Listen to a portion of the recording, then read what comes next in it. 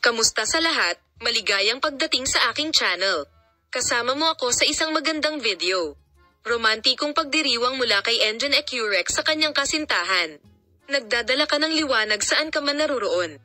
Ang gwapong aktor na si Engen Ecurek, na sumikat sa maraming serye sa TV na kanyang pinagbidahan, ay gumagawa ng pangalan para sa kanyang sarili sa kanyang pribadong buhay pati na rin sa kanyang karera. Sa wakas, si Engen Ecurek, na sinasabing tinapos ang kanyang relasyon kay Tuba Buyak Ustan, ay patuloy na muling nagkakaroon ng pag-iibigan kay Tuba Buyak Ustan.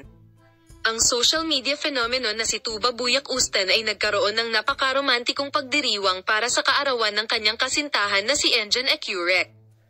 Narito ang post na ginawa ni Tuba Buyak Ustan para sa kanyang kasintahan na si Engen Ecurek.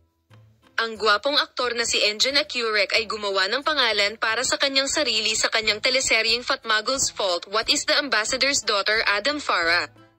Isa ang sikat na aktor sa mga pangalang pinagtataka hindi lang sa kanyang career kundi pati na rin sa kanyang pribadong buhay. Ang 36 anyos na aktor ay gumagawa ng pangalan para sa kanyang sarili sa kanyang pribadong buhay pati na rin sa kanyang karera. Si Ecurek kamakailan ay nauna sa mga paratang na tinapos niya ang kanyang relasyon kay Tuba Buyak Ustan at tinanggal ang kanyang mga larawan mula sa Instagram. Ang sikat na aktor na si Engen Ecurek ay nagsimula ng isang bagong pag-iibigan sa social media phenomenon na Tuba Buyak Ustan. Ang sikat na mag-asawa ay nagpatuloy sa kanilang relasyon sa buong bilis. Si Tuba Buyak Ustan ay gumawa ng napakaromantikong pagdiriwang para sa kaarawan ng kanyang kasintahan na si Engen Ecurek sa kanyang mga post sa social media. Nagdadala ka ng liwanag kung saan ka nanggaling.